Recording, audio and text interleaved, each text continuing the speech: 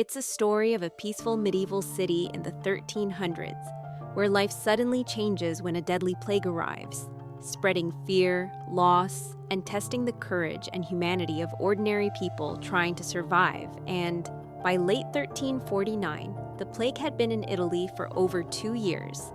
People were learning painfully that death could come at any moment. Families who survived were deeply changed. Children had lost parents.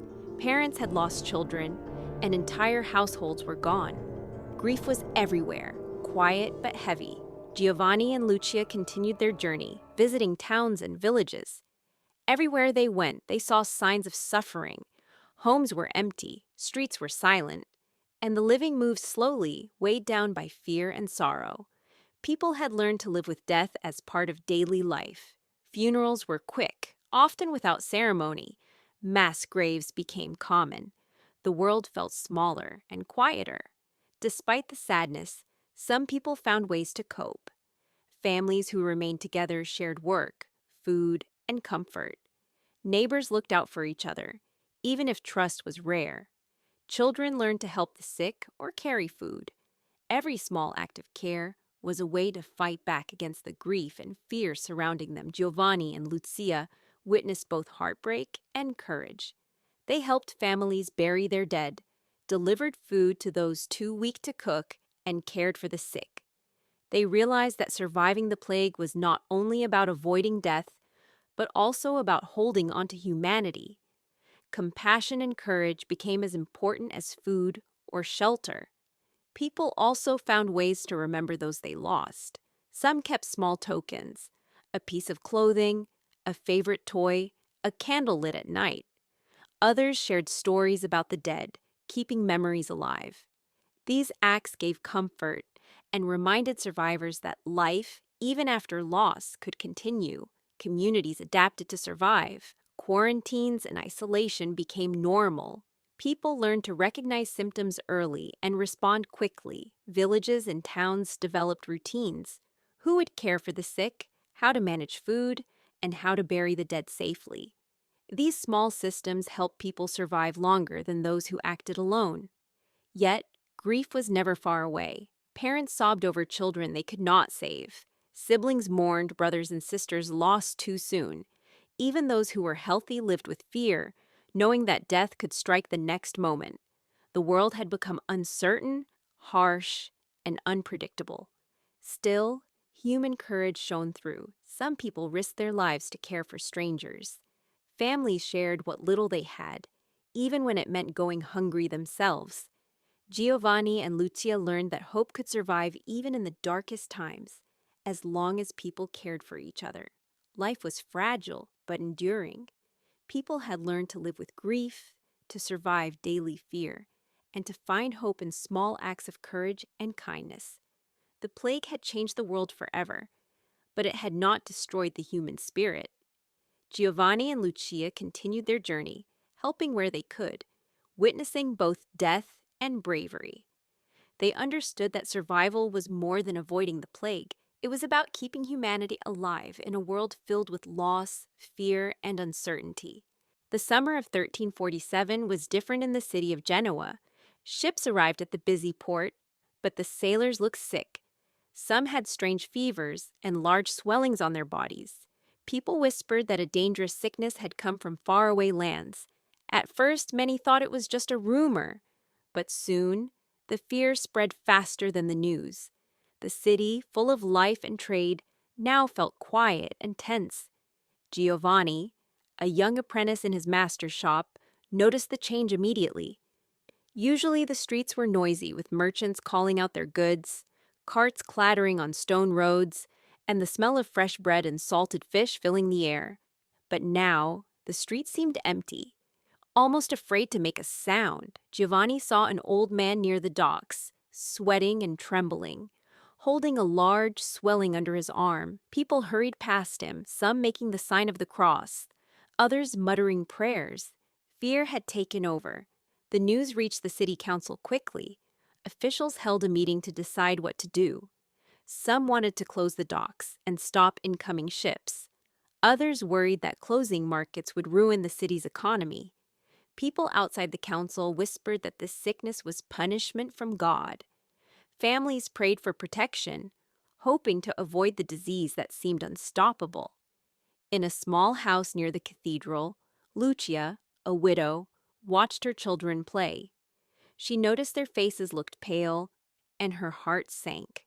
Her husband had died years before, and she had raised the children alone. Now, with the sickness arriving in the city, she feared for their lives. She packed bread and herbs into a small bag, unsure if she might need to leave the city soon. By the end of the week, the first official death was announced. A sailor from a recently arrived ship had died from an unknown illness. Panic spread quickly. Families locked themselves in their homes. Markets emptied, and the streets grew quiet. Giovanni helped his master secure their goods in the warehouse, but even that brought little comfort. Every cough, every hurried footstep outside made him anxious. Doctors tried to help the sick, but the disease seemed stronger than any treatment. They used herbs and even bloodletting, but people got worse, not better. Giovanni saw a sailor with a large swelling on his neck, skin turning dark. The sight was horrifying, but no one could avoid it. The city was crowded, and the sickness moved quickly through the narrow streets. Fear changed people. Neighbors who once helped each other now avoided contact. People whispered about curses and the wrath of God.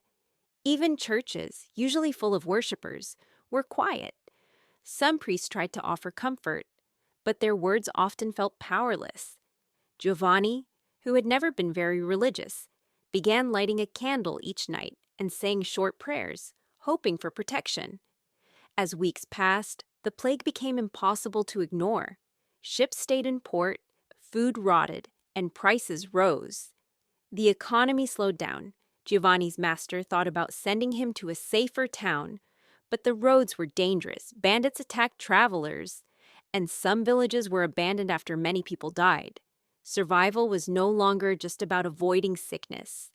It was about avoiding people desperate enough to steal or kill. Even with fear all around, some acts of kindness continued. Lucia brought food and herbs to her neighbors, risking her own safety. Giovanni helped a sick sailor find a safe place to stay away from crowded docks. But the sickness was relentless. It did not care who you were, rich or poor, young or old.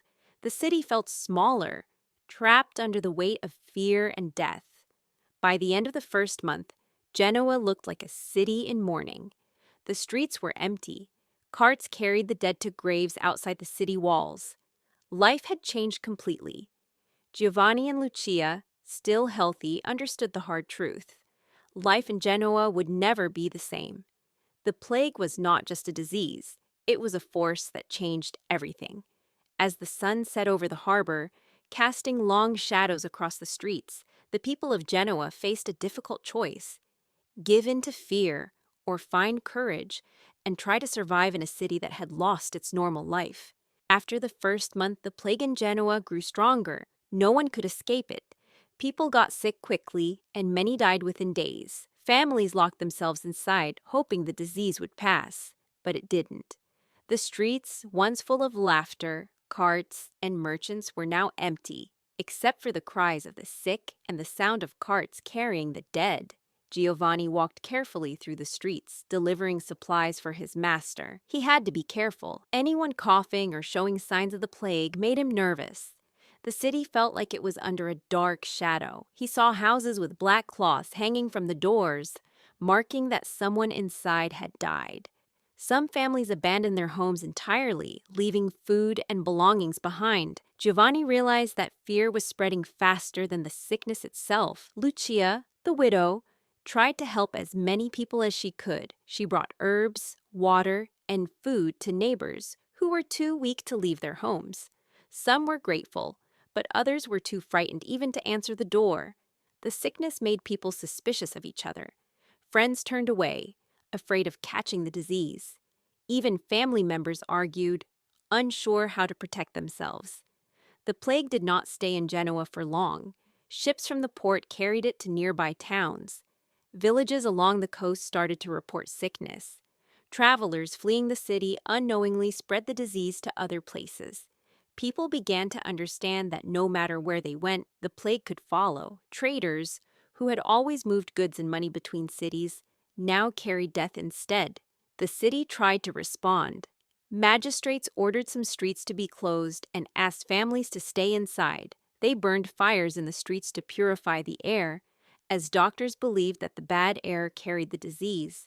But the plague did not care about laws or fire. It continued to take lives. Giovanni saw some doctors become sick themselves. Others gave up, too afraid to help. Death touched everyone. The rich could hire servants and doctors, but they were not safe.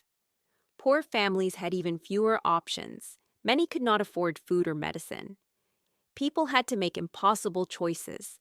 Some abandoned their sick relatives, while others stayed, caring for them until they too fell ill. The streets became filled with sorrow and fear. Giovanni and Lucia met often, sharing news and helping each other survive. They saw that hope was rare, but small acts of kindness still existed.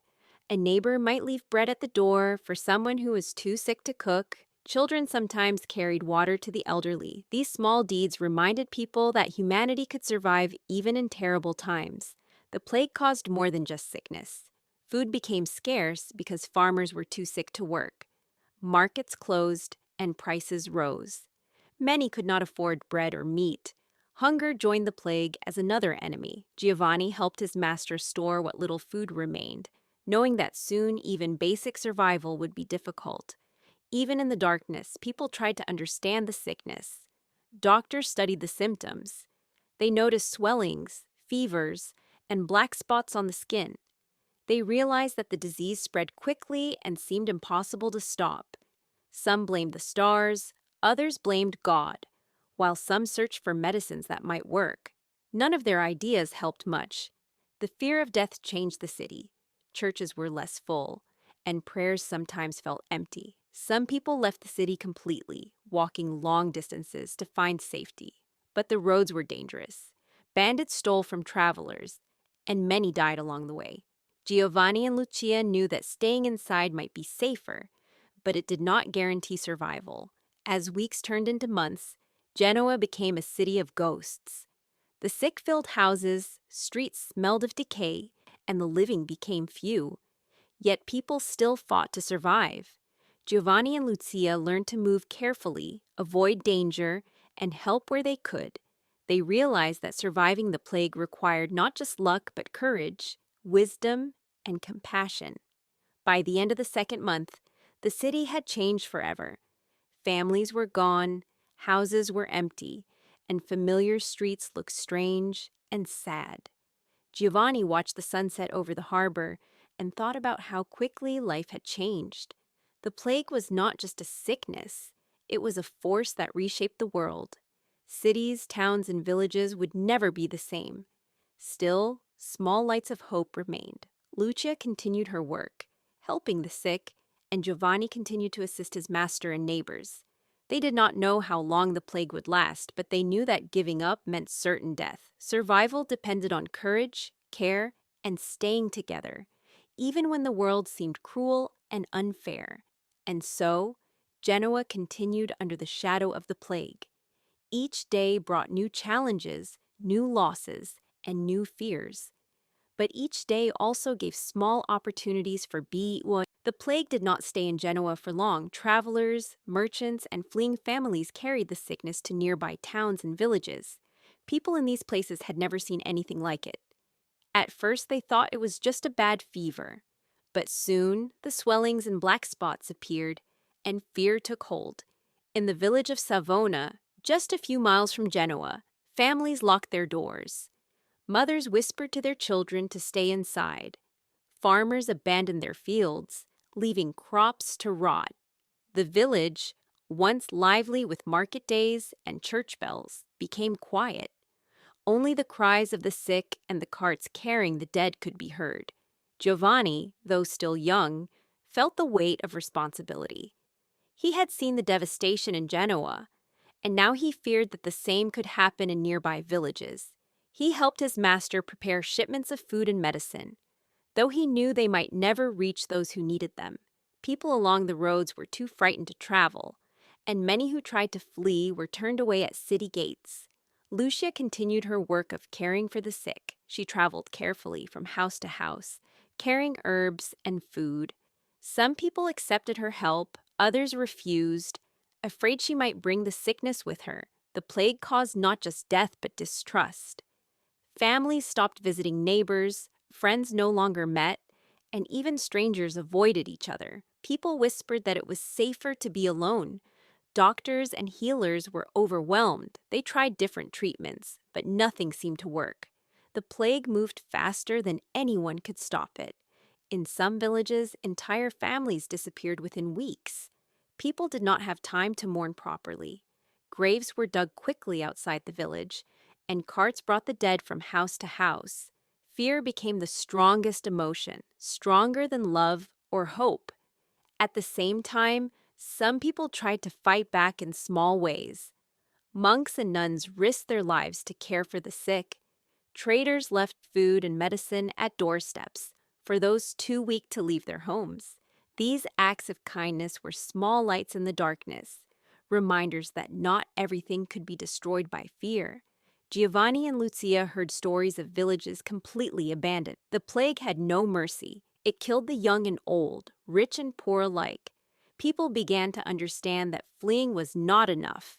The disease could follow them anywhere. Survival depended on staying careful, avoiding contact, and helping those in immediate need without putting oneself at risk. As months passed, the plague reached towns further inland. Roads, once crowded with carts and travelers, were empty. Farmers left their animals to fend for themselves. Merchants closed their shops. The world that people knew was changing before their eyes. Giovanni realized that no one could escape this disease. Even the strongest and wealthiest people were not safe. Yet amidst this fear, human courage appeared in small ways. Lucia treated the sick even when she was terrified. Giovanni helped carry medicine and food to remote areas, often walking for miles to reach families in need. These small acts were dangerous, but gave hope to those who had none. They showed that even in despair, humanity could endure. By early 1348, the plague had spread to most of northern Italy. Small villages were the hardest hit. People had no doctors nearby, no walls to protect them, and no help when illness arrived. The countryside, once full of life, became eerily silent. Farmers abandoned their fields, livestock wandered without care, and homes stood empty. In one village, near the foothills of the Apennines, Lucia and Giovanni arrived with a small cart of food and herbs. The villagers stared at them from behind closed doors. Some refused their help, believing that outsiders brought the sickness. Others came forward, weak and frightened, desperate for aid. Giovanni realized that fear had grown as much as the sickness itself. Trust was a rare gift in these times. The plague moved quickly. It did not wait for seasons or weather. Families were stricken together. Fathers, mothers, and children fell sick almost at the same time. In many homes, there was no one strong enough to care for the others. People died alone or with the weak, unable to survive without help.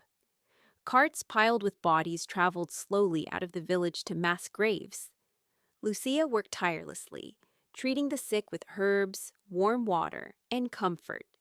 She knew it would not save everyone, but it gave the dying something they had lost: human care.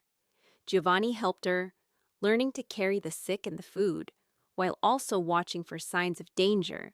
The plague made people desperate, and desperation could lead to violence. Bandits and thieves often attacked those traveling the empty roads. Despite the fear, small acts of courage persisted. One farmer gave the last of his bread to a family who had no food. A mother stayed with her sick child, even when she was too weak to move. People learned that survival depended on both caution and care. Even in the silence of the villages, hope could be found in small acts of bravery. The plague also changed human behavior. Some people began to isolate themselves completely. Others turned to religion, praying and lighting candles, hoping for divine protection. Yet no prayer could stop the disease entirely. Communities learned that while faith might give comfort, practical action, helping the sick, Avoiding infection, securing food, was the only way to survive. Giovanni and Lucia continued their journey through the countryside, carrying supplies, helping the sick, and offering comfort where possible. They met many families who had lost everyone. They buried the dead, cleaned homes, and tried to restore some sense of order. Each day was a fight for survival, and each evening was a reminder of how fragile life had become. The world beyond Genoa had changed. Villages were quiet, roads were empty, and fear was everywhere. The plague had moved too quickly for people to stop it. Yet in the darkness, courage, kindness, and small acts of care persisted. Giovanni and Lucia understood that the human spirit could survive even in times of immense suffering, and that hope, though fragile, was never completely gone. The plague had taken much, but it had not taken everything. People still lived, and the living still had the power to care for each other, even when the world seemed to crumble. By mid-1348, news of the plague had reached Florence, one of Italy's largest and busiest cities. The streets were crowded, filled with merchants, bankers, and travelers. Wealthy families lived in large homes, while the poor crowded into small alleys. But now the city buzzed with fear instead of trade. Giovanni and Lucia arrived at Florence carrying supplies. The city gates were guarded, and travelers were questioned. Many people were trying to escape the city, leaving behind homes, businesses, and everything they owned. Giovanni noticed that even the wealthy were afraid. Some had hired guards to protect them. Others had fled to country estates. But the plague did not care about money or status. It struck everyone. The first cases appeared among the dock workers and market vendors. Swollen lymph nodes, fevers, and dark spots marked those who were sick. Families tried to hide the illness, afraid neighbors or authorities would force them out of their homes. Doctors were overwhelmed, and many abandoned their practices out of fear. Priests and monks tried to comfort the sick, but they too became victims of the disease. Lucia worked tirelessly, bringing herbs, food, and comfort to the sick. Giovanni helped her carry supplies through narrow alleys. They saw the city change before their eyes. Markets that were once full of spices, fabrics, and gold became empty. The smell of decay lingered in the streets, and carts carrying the dead became a common sight. Even in Florence, acts of kindness persisted. Some wealthy families provided money and food to help the poor. Monks stayed in plague hospitals, caring for the dying. Children delivered bread to their neighbors, ignoring their own fear.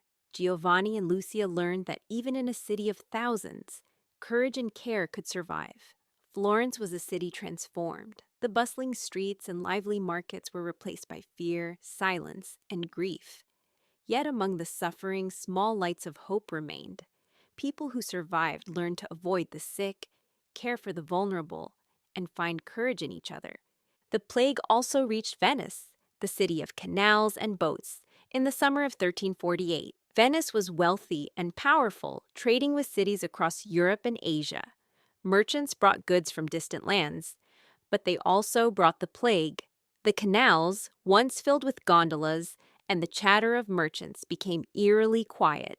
Shops closed, and wealthy families retreated to their private homes.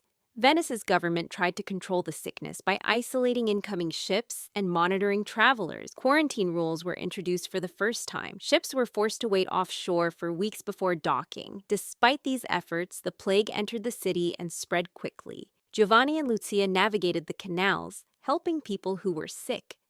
They saw families struggling to survive in their homes, unable to care for each other as the disease struck.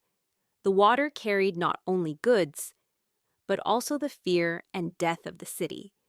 Bodies were sometimes placed in the canals, waiting to be collected and buried. Venice's merchants were desperate. Trade slowed, and prices for food and basic goods rose. Workers abandoned their posts, leaving the city's economy in chaos.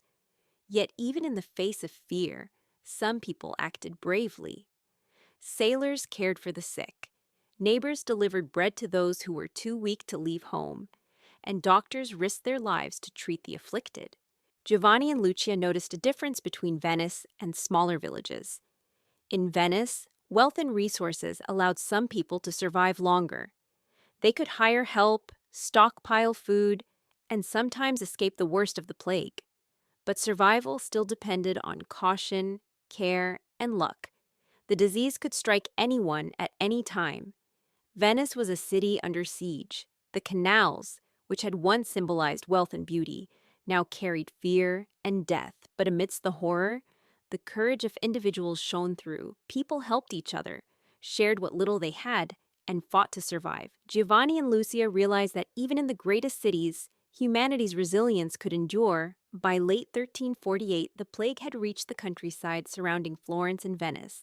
Farms, villages, and small towns were being emptied almost as quickly as the cities.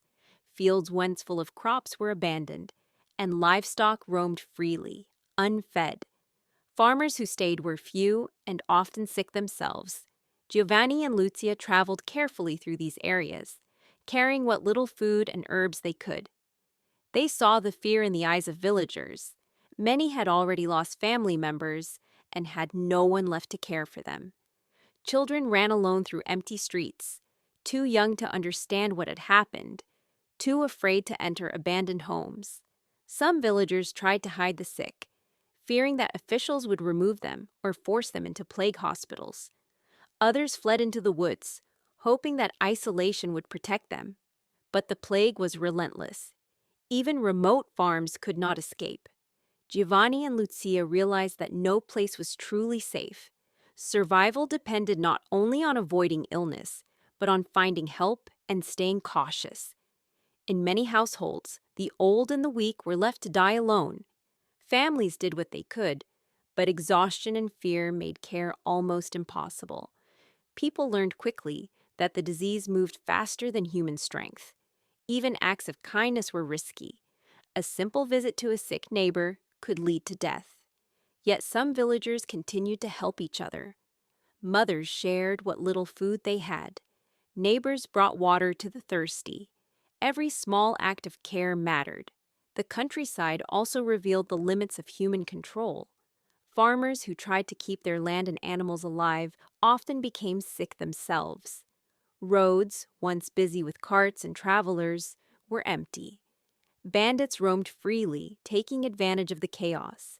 Giovanni and Lucia had to be careful, watching both for illness and for danger from desperate people. Despite the fear, people found ways to survive. Some moved in small groups, avoiding others and sharing food carefully. Some built temporary shelters to keep the sick isolated from the healthy. Even in the face of despair, people adapted. Survival required courage, planning, and cooperation. Giovanni and Lucia saw both death and hope. They buried the dead, helped the sick, and carried food to the weak. Each day was exhausting, each night filled with worry, but they also witnessed humanity at its most resilient. Even as the plague destroyed lives and communities, small acts of kindness persisted, showing that life could continue even under the shadow of death. The countryside was a mixture of emptiness and bravery. Villages were quiet, roads deserted, but courage and care had not vanished. People learned to move carefully, trust few, and hold on to hope in a world that had been changed forever. Giovanni and Lucia understood that survival was more than avoiding death. It was about preserving humanity, even in its smallest, most fragile forms. By early 1349, the plague had changed life everywhere. Small villages and towns were nearly empty. Families who had survived were isolated, cut off from neighbors and friends. The usual sounds of daily life, children playing, animals in the fields, bells ringing from the church, were gone. Only fear and silence remained. Giovanni and Lucia moved carefully from village to village, carrying food and herbs. They found families struggling to survive. Some households had lost almost everyone. Parents were too weak to care for children, and the children themselves were often scared and hungry. In many homes, the sick were left alone, too dangerous to touch. Isolation became a way to survive. Families built barriers, sometimes leaving the sick outside their homes or in separate rooms. People avoided contact with neighbors, fearing that even a single visit could bring death. Villagers stopped gathering for markets, celebrations, or even prayers. Life had become private, quiet, and tense. Despite the fear, human kindness persisted in small ways. Some families left food and water outside doors for neighbors too weak to cook. A few brave villagers traveled long distances to bring medicine to those who had none. Giovanni and Lucia joined in, helping the sick and carrying supplies to those in desperate need. Each act of care was dangerous, but also a small victory against the darkness surrounding them. The plague created difficult choices. People had to decide whether to stay with sick relatives or protect themselves. Some abandoned loved ones to survive. Others risked everything to care for family, friends, or even strangers. These choices left lasting marks on those who survived. Grief and guilt became common companions alongside fear. Communities that survived began to adapt. Some created simple rules. Sick members were isolated, food was shared carefully, and strangers were avoided.